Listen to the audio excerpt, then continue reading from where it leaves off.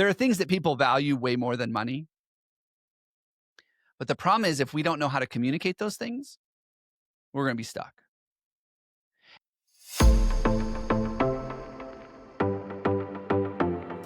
You're listening to Titans of the Trades. I'm your host, Ryan Englin, author of Hire Better People Faster and creator of the CoreFit hiring system, a proven process to help growing companies attract and retain only the best. I'm on a mission to revolutionize the perception of the trades and elevate it to new heights. After growing up in a blue-collar family, my passion for making the trades cool again runs deep. If you're a titan in the industry and want to be on my show, stick around until the end and I'll reveal how you can be my next guest.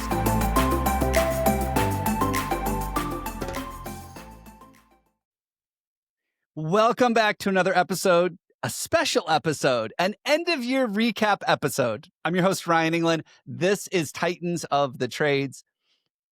And as I've done for the last couple of years, I want to come to you today and share with you what's been going on in 2025, what we can look forward to in 2026, give you a little sneak peek as to some of the things that are going to be changing around here. Remember, one of our core values is always improve. So we believe that change is a good thing. And so we like to make tweaks and adjustments, especially as we get feedback from our listeners and from the people that we're helping out the most. So thank you for listening to the show. Thank you from the bottom of my heart. I wouldn't be able to do a lot of the stuff that I do without the support of our listeners. One of the things that's happened over the last year, not only have we had some incredibly amazing guests, in fact, I just got done recording an episode that's going to come out in a couple of weeks. Amazing what some people are doing to help support the industry. I'm just going to say it. The trades have been stuck.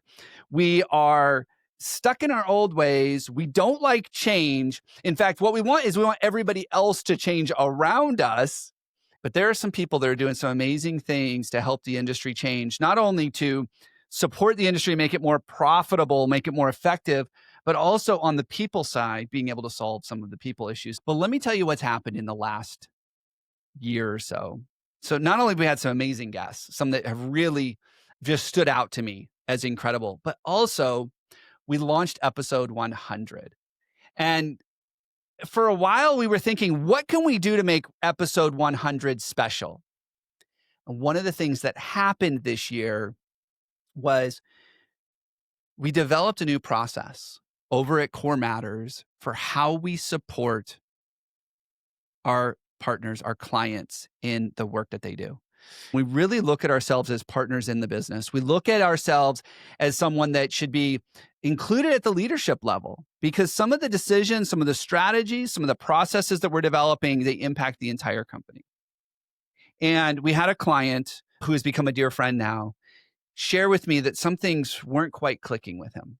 And there were some adjustments that we could be making. And after many, many months of support and challenges and everything else, we launched the CoreFit Blueprint. And a major component of that CoreFit Blueprint was the choice framework. And so we launched the choice framework in episode 100. And if you haven't listened to it yet, go back and check out episode 100. If you had one thing to work on in 2026, I want you to look at the choice framework and say, I'm going to implement this. And if you get stuck, you know I'm there to support you. We're going to be creating more and more content around the choice framework because it has been incredibly popular. People have really latched onto it and said, I want that. So for those who don't know, there is a term that I've started to use. It really says what it is that we need in the industry. And that is for companies to start becoming or to be the employer of choice in their area.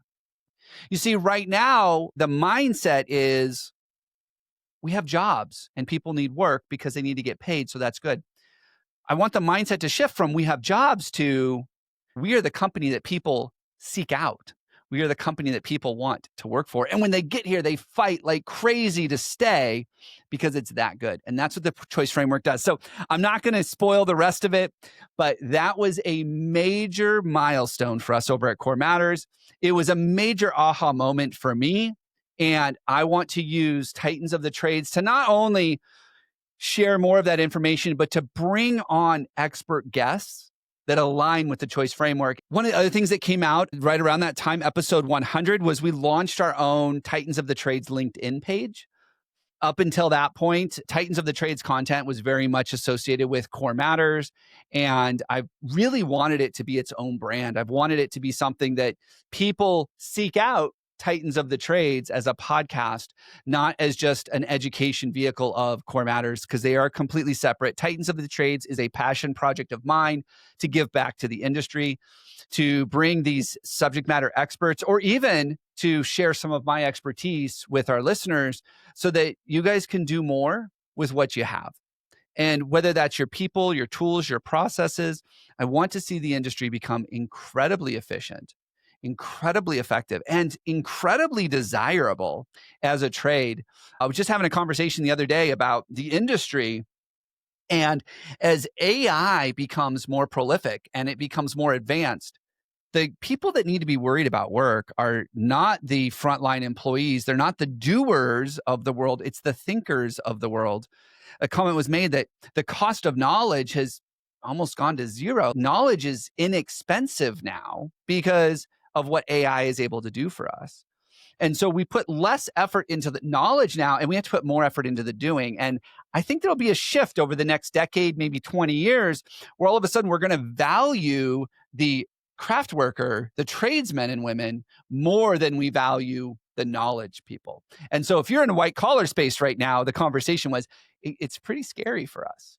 And so we have to start looking at things. What are the things that AI can't replicate?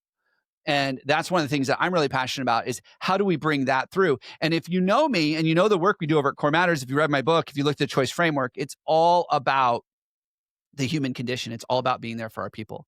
In fact, I launched a new training program that I'm working with a company right now on.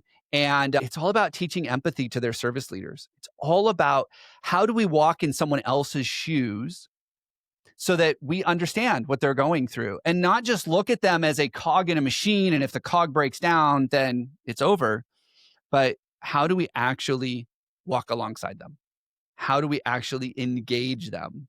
So one of the other things that came out this year that was pretty profound, and I've spent a lot of time thinking on it and what the impact really is, and is there anything we can really do with it, is the Gallup State of the Global Workplace. And for those of you who don't know, they are a huge research firm. They do surveys all over the world of employees to really understand the employee-employer relationship, really understand what's going on out there. Why is it so hard?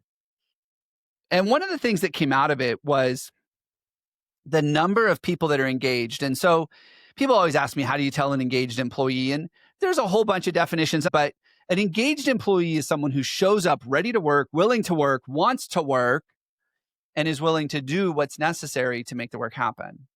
And so if you've got attendance issues, if you've got tardiness issues, if you have safety issues, if you have productivity issues, maybe projects are behind, they're over budget, they're behind schedule. If that's you, then I want you to consider that some of that may not be just bad people. It may be that your workforce is disengaged. And here's what we've learned from Gallup State of the Workplace is that disengagement is incredibly expensive when it happens in our businesses. And I get the numbers aren't straight line, so I had to do some math, but here's what I know. If you take the entire US GDP and you take the cost that Gallup has estimated disengagement costs the US, it's 8.4% of the GDP. So if we just do some really basic math, what you can do is you can say, okay, that means that if I take my revenue and multiply that by 8.4%, so if you're a $100 million company, that's $8.4 million is what disengagement is costing you every single year. Now I get it. It's not a check that you write. It's not like the cash comes out of the bank. What it's saying is you are that inefficient. 8.4% of your revenue is lost due to disengagement, inefficiencies, safety issues. And I would say that it's nearly impossible to say that you could get that to zero. So there's going to be a section of people that's disengaged. I don't know the right number for your industry or for your location. But imagine if you could cut that number in half. And in that example, that's $4.2 million. So what would another $4.2 million in profit per year do to your business? And that's just cutting it in half. Heck, even if you only did 10%, that's another $840,000 a year in profit. That's bottom line stuff, because it's not like there's another place that money has to go. It goes right to the bottom line. What would that do to your business? And so disengagement is something that I have become incredibly passionate about, because if we can solve the disengagement issue, if we can understand where disengagement is really coming from, and yes, the reality is you have control over this. There are a whole bunch of things you can do, but if we can solve the disengagement problem, it is going to become that much easier to become an employer of choice, which means it will be that much easier to attract the next generation of workers into our business and into the industry. Do you see how if we start at the end in mind and we say, hey, we solved this disengagement problem, we're going to solve a lot of other problems? One of the stats in there was 73% of managers aren't engaged. 82% of your team, not the managers, but 82% of the team isn't engaged. Those are huge numbers. And so think about that. If 73% of your managers aren't engaged, that means 7 out of 10 of your managers are likely to be passive job seekers. And if you haven't heard me talk about passive job seekers before, that's the job seeker that, they're not on Indeed, they're not actively looking for work. But if a friend calls or an opportunity comes across their social media or their email, or they even get a phone call from a headhunter, they are that much more likely to leave you for something else because they're not engaged. 7 out of 10. That's real numbers. That's real cost. That's real dollars. That's real heartache. Especially if you have someone like a superintendent or a senior estimator or a project manager leave. That's real impact to the company, to the bottom line, and to our sanity and livelihoods. So disengagement has become something that I'm incredibly passionate about, and I want to solve some of those problems for anybody that works with us. But I also want to solve it for the people that I may not get to talk to, because it can be solved. You have control over it. You just have to be equipped with the right tools, the right scripts to make it happen. As we go into 2026, and I think about what's happened in the marketplace, when I just look at construction, here's what I've seen. On the commercial side, and this isn't everywhere, but on the commercial side, we've seen projects get pushed back. We've seen projects be slow to start. We've seen, on more of the civil side, we've seen some contractors, I don't know how they're doing it, subs in particular, that have come in and they are buying the market, and it's crazy. And if you're on the service side, you're seeing it with the PE world. Like, you're probably thinking, I can't afford to compete with these PE firms and what they're paying techs these days. That stuff's been happening forever. But I can tell you that it seems to me, or at least the people that I talk to on a regular basis, that it has become that much more of an issue in 2025. We started to identify that's more of the issue. And here's the reality. You don't have to be the victim in these situations. You can still win. You don't have to be low bid. You don't have to pay the most to get the right people. There are ways to do it. There are things that people value way more than money. But the problem is, if we don't know how to communicate those things, we're going to be stuck. And we're going to have to deal with the fact that people are going to underbid us and win our projects, even if it's not going to go well. We have to deal with the fact that people are always going to be wanting to take our business connections away from us, our contractors that we work with, our property managers that we work with, our customers from us. We have to deal with the fact that there is a skilled trade shortage. I don't think there's a shortage of people wanting this work, but there's definitely a shortage of people that are taught how to do this work, because the industry as a whole is waiting for somebody else to train them. Now, there are a few of you out there, and I commend you for this, that are developing training shops, that are working on training programs, that are making this happen. But for the most part, most of the industry has said, you know what? I'll go ahead and I'll wait for someone else. And that's not going to solve the problem. If you cannot find it in your team, or you cannot muster up the strength to say, I'm going to be part of the solution, I will work on developing the next generation of leaders, technicians, craft workers, skilled labor, I think it's going to be a really tough road for you. So this idea that PE and low bidders and these other things have happened over the last year, we can either choose to be victim to it and deal with it, or we can take it on ourselves and say, you know what? I'm not going to let this slow me down.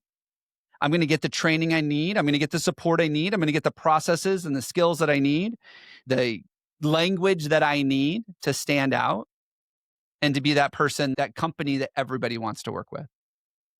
And so I'm committing to you in 2026 that we're going to work on that together.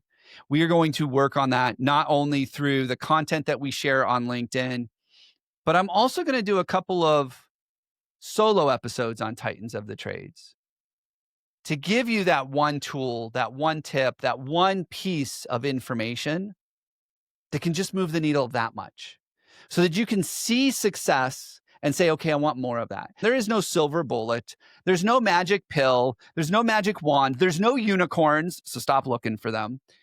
These things are all fairy tales. They don't exist. But if we put one foot in front of the other, we take it one step at a time, over time, we can make incredible progress together. So I commit to you that in the next year that I want to start sharing more of the things that we're seeing working, more of the tools that you can use inside of your business so that you can achieve more. Because the only way we're going to solve this labor crisis in the trades is if we do it together. Look at Mike Rowe and what he's been doing for the industry for decades, and he's just now starting to see some of the results.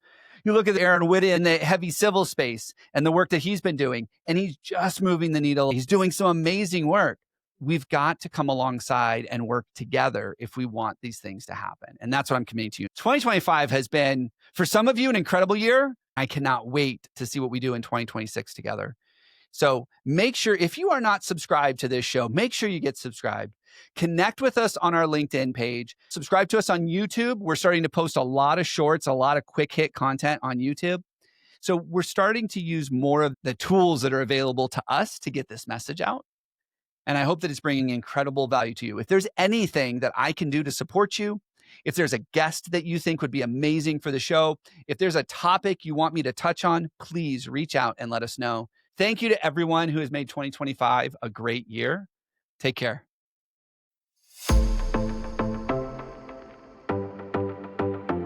Ryan Englin here. Thank you so much for listening to Titans of the Trades.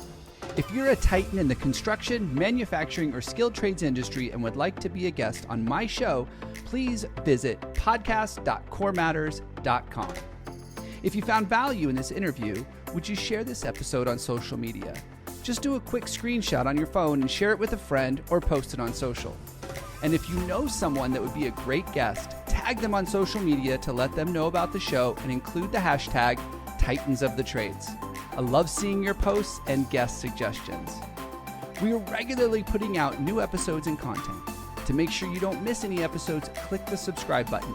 Your thumbs up, ratings, and reviews go a long way to help promote the show and get me one step closer to solving the labor crisis facing the industry.